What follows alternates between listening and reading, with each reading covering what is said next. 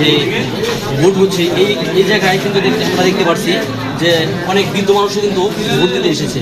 যেমন হলো একজন 127 বছর বয়স, তিনিও কিন্তু উৎসাহিত হয়ে যে ত্রয়োদশ জাতীয় সংসদ নির্বাচনে ভোট দিয়েছে। আমরা তার সাথে জানতে চাবো যে ভোট দেওয়ার কেমন অনুভূতি হয়েছে, তার কেমন অনুভূতি হয়েছে। আমরা ভোট দিতে আসছেন, কেমন ভালো লাগছে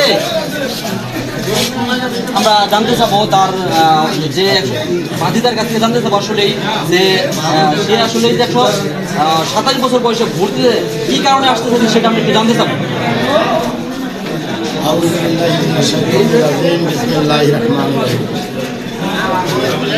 আজকে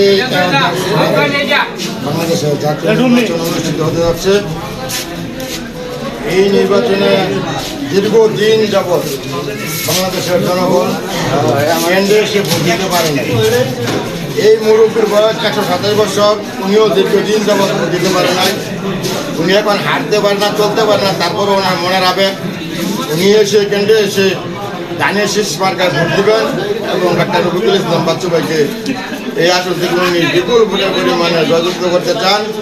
আর উনি হলো ওনার ছোটো ভাই ছিল ইউনিয়ন বিএনপির প্রতিষ্ঠাতা সাধারণ সম্পাদক এবং শ্রীপুর উপজেলা বিএনপির প্রতিষ্ঠাতা সাংগঠনিক সম্পাদক।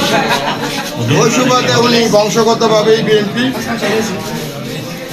এই ইচ্ছায় ওনার মন আবেগপূর্ণ হয়ে ধানের শীষে ভোট দিতে আসছে। ইনশাল্লাহ সবাই দোয়া করবেন ওনার জন্য, ওনাকে যেন আল্লাহ পাক আরও অনেক হায়াত দান করেন। আমি সকলকে ধন্যবাদ। সকলকে অসংখ্য ধন্যবাদ। অনেক সুন্দর যে এবার যে জাতীয় সংসদ নির্বাচনে যে ভোট হয়েছে সেখানে কিন্তু আমরা অনেকগুলো কেন্দ্র ঘুরে দেখেছি। আসলেই সুন্দরভাবে সকলেই কিন্তু ভোটে অংশগ্রহণ করেছে। এখানে দেখা যায় বৃদ্ধ থেকে যুবক এবং যারা নতুন ভোটার রয়েছে তারাও কিন্তু সুন্দরভাবে ভোট অংশগ্রহণ করেছে এবং ভোট দিয়েছে।